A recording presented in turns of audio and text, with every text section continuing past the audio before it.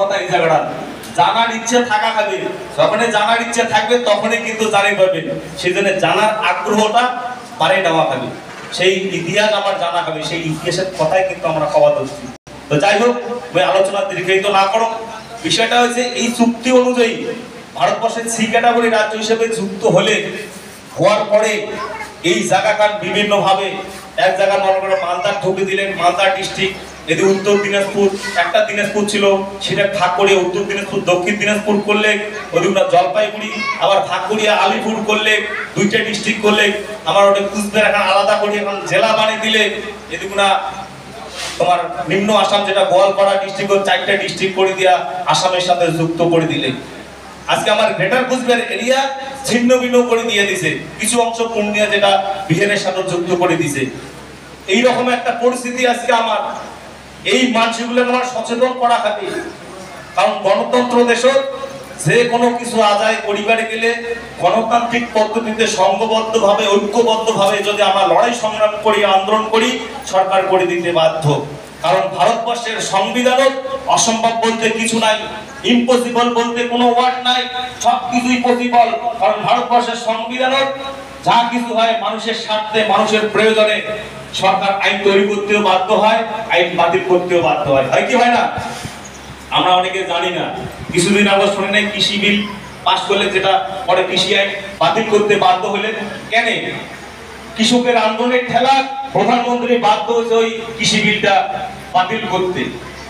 সেই রকম আমরা যদি এটা মানা বৃহত্তর রাজবংশী জনগোষ্ঠীর মানুষ এই ভারত ভুক্তি চুক্তির যে দাবি, ভারতবর্ষের সংবিধান অনুযায়ী যদি আমরা গণতান্ত্রিক পদ্ধতিতে লড়াই সংগ্রাম করি, ঐক্যবদ্ধ হই, সরকার প্রয়োজনে আইন বাতিল করতে বাধ্য হবে, আইন তৈরি করতে বাধ্য হবে এবং চুক্তি অনুযায়ী আমার গ্রেটার কুচবিহার করে দিতে বাধ্য হবে। কিন্তু আমরা জানি না, আমরা এই তথ্যগুলো জানি না জন্য আমরা সামান্য কিছু বিষয় নিয়ে কিন্তু লালায়িত হয়ে আছি। বৃহৎ ভাবনা ভাবো, বৃহৎ স্বার্থের কথা ভাবো, এই জাতিটার কথা ভাবো, এই মাটিখানের কথা ভাবো, শুধু নিজের ব্যক্তিগত বিষয়টা ভাবেন না। ওইটা আতুষ থাকি শহরের পক্ষ থাকিয়া ওর একটাই আতুষ আবেদন, ওই মনে করি আমার আরো শীর্ষ নেতৃত্বের বাড়িতে উপস্থিত আছে, ওরা বিস্তারিত আলোচনা করবে, ওর একটা আতুষ আবেদন থাকবে, আর বসি থাকেন না। কারণ আগামী দিনও আমার ঐক্যবদ্ধ হওয়া হবে। সর্বস্তরের কমিটিগুলো আমার সংগঠনের বুথ কমিটি, অঞ্চল কমিটি, ব্লক কমিটি, সর্বস্তরের কমিটিগুলো কিন্তু আমার তৈরি করা হবে। যদি আমরা তৈরি করে না পাই তাহলে কিন্তু সম্ভব নয়। আমার নেতা কিন্তু ঘোষণা করে দিয়েছে 2026-এর আগত এই রাজবংশী ভাষার স্কুল আমার দেওয়া খাবে। 26-এর আগত স্কুল লাগবে কি লাগবে না? হ্যাঁ, যদি নাগে পরিষ্কার যেটা বক্তব্য, তোমার উত্তর দিনাজপুরের যতগুলো অঞ্চল কমিটি আছে, বুথ কমিটি আছে, ব্লক কমিটি আছে, সমস্ত কমিটি একদম পরিপূর্ণ করিয়া আমার ছোট নেতা মানে বংশীবদন বর্মনের হাতত তুলে দিবেন। তোমার স্কুল 26-এর আগত হইতে বাধ্য থাকিবে, ওইটা কথা দিল। যদি করি না পান তাহলে কিন্তু সম্ভব নয়।